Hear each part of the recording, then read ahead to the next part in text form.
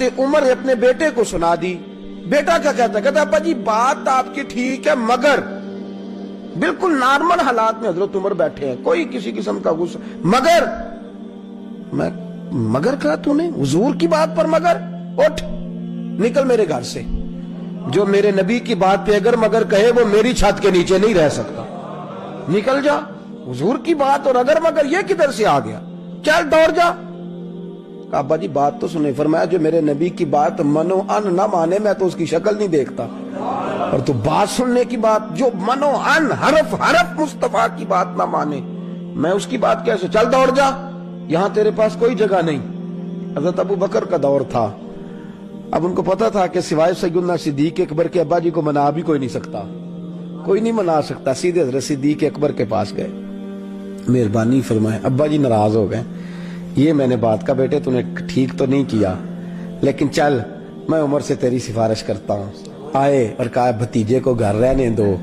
عمر اس نے اب تم نے بات ہی نہیں سنی. جب سیدنا صدیق اکبر نے دو چار باتیں کر لی تو سیدنا عمر چوپ ہیں. کہنے لگے ابو بکر مجھے دلیلیں نہ دے، تو میرے ایک سوال کا جواب دے. تو میرا امیر بھی ہے، میرا ویر بھی ہے. تو مجھے میرے ایک سوال کا جواب دے دے اور پھر میں رکھ لیتا ہوں بیٹے کو. مجھے بتا، تو اپنے بیٹے کو مصطفیٰ کی حدیث سناتا اور وہ اگر کہتا ابو بکر میں تیرے عشق کے اندر کے زاویے سے آگاہ ہوں، تو اپنے بیٹے کو نبی کی حدیث سناتا، وہ اگر کرتا تو کیا کرتا؟ حضرت صدیق اکبر کی آنکھوں میں آنسو آئے. فرمایا تو نے گھر سے نکالا ہے، میں تلوار لے کے بیٹے کی گردن کاٹ دیتا. کہ مصطفیٰ کی حدیث پہ اگر مگر کرتا ہے میں گردن اڑا دیتا. اس لیے کہ محمد ہے ہمیں عالم ایجاد سے پیارا، رسول اللہ کی ذات ہمیں ہر شے سے، میں گردن کاٹ دیتا. میرا بیٹا ہو کے نبی کی بات پہ اگر مگر کرے سوال ہی نہیں پیدا ہوتا. حضرت عمر کہنے لگے میں نے تو صرف گھر سے نکالا ہے، تو سفارشی بن کے آ گیا ہے، تو بتا. کہنے لگے چلو کوئی نہیں مان جو رہا ہے کہ آئندہ نہیں کرے گا. تو رکھ لیا سیدنا عمر فاروق نے.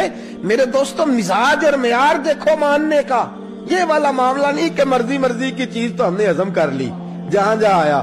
یہ ایمان اس کا نام نہیں، ایمان تو اس کا نام ہے کہ صحابہ گھر میں بیٹھے ہیں، گھروں کے اندر.